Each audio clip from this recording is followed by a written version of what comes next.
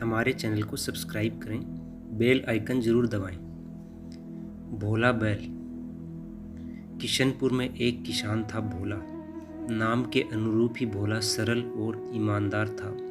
वह गांव में अकेला ही रहता था। 2 लड़के थे जो शहर में मामा के पास रहकर पढ़ाई कर रहे थे। भोला बहुत मेहनती था। 2-4 बीघे खेती थी, उसी में जमकर मेहनत करता। उसकी मेहनत का ही नतीजा था कि जब फसल तैयार होती तो देखने वालों का भी जी जुड़ जाता। भोला के पास 2 बैल थे। घर के आगे पड़े छप्पर में एक दिन एक किनारे 2 नांदे गड़ी थी। दोनों उसी के मुंह मारा करते थे। दोनों हष्ट पुष्ट थे, मजबूत पुट्ठे और चमकदार त्वचा देखकर लोग भोला की किस्मत पर रश्क खाते। भोला को भी इनके पीछे कड़ी मेहनत करनी पड़ती थी। अच्छी खिलाई पिलाई, सेवा टहल से ही तो दोनों बैल आसपास के गांव में अपनी धाक जमाए थे। वैसे तो दोनों बैल भोला का कहा खूब मानते थे, पर उनमें से एक बड़ा गुस्सैल था। भोला को छोड़कर दूसरा कोई उसकी नांद के पास भटकता तो उसकी सामत समझो। नथुनों से झाग गिराता हुआ अपने नुकीले सींग घुमाने लगता। सारा गांव उससे भय खाता था। उसी गांव में धनीराम नाम का एक पंडित रहा करता था। कहने को तो उसका नाम धनीराम था, पर वह था एकदम कंगाल। इसकी वजह थी उसका आलस। वह भोला से ईर्ष्या करता था। भोला की खुशी उससे देखी नहीं जाती थी। वह जब भी भोला को खेतों में जुटा देखता, जलकर कोयला हो जाता। धनीराम एक दिन भोला के घर के सामने से गुजर रहा था। भोला उस समय घर पर नहीं था। दोनों बैल नांद के में मुंह डाले मस्ती से चारा खा रहे थे। अचानक धनीराम के मन में एक कुविचार आया। उसने सोचा, क्यों न भला भोला के मरखने बैल की रस्सी खोल दूं।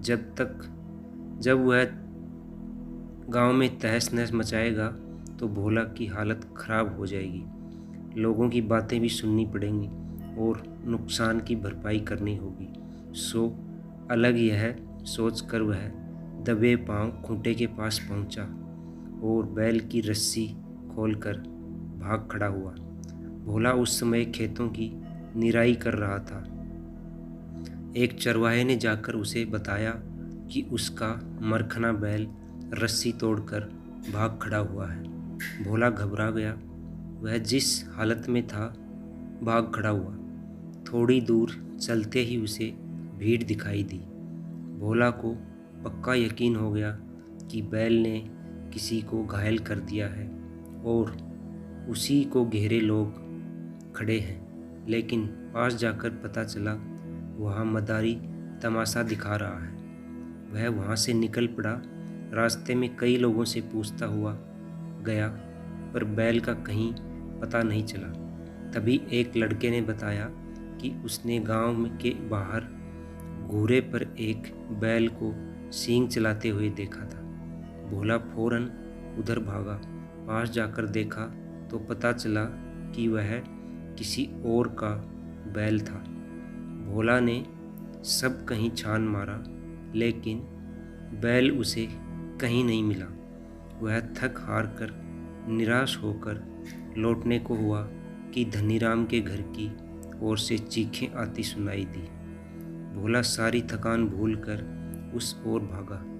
जाकर देखा तो उसकी हंसी छूट गई। धनीराम छप्पर के ऊपर चढ़ा था और बैल छप्पर की थूनी में लगातार टक्करें मार रहा था। भोला को देखते ही धनीराम चिल्लाया, अरे भोला, मुझे बचाओ, तुम्हारा बैल मुझे मार डालेगा। भोला को बड़ा आश्चर्य हुआ। उसने पूछा, लेकिन पंडित जी, यह आपके पीछे कैसे पड़ गया?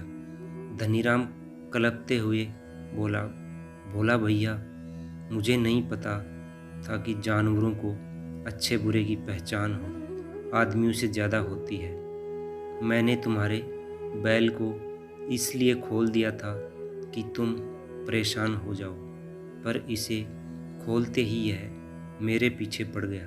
तब से पूरे दिन 3 पाँव का चक्कर मुझसे लगवा चुका है। अब तो मेरे पास प्राण ही निकल रहे हैं। भोला ने किसी तरह से पुचकार कर बैल को वश में किया और उसे लेकर घर की ओर चल पड़ा। धनीराम हाँफते हाँफते नीचे उतरा। उसे समझ में आ गया था कि जो दूसरों के लिए गड्ढा खोदता है, पहले वह स्वयं ही उसमें गिरता है। दोस्तों, कहानी यहीं समाप्त होती है। किसी का कभी बुरा नहीं करना चाहिए, क्योंकि अगर हम किसी का बुरा करेंगे तो वो हमारे ऊपर ही पड़ेगा। कहानी से यही शिक्षा मिलती है। चैनल को शेयर करें, लाइक करें, सब्सक्राइब करें।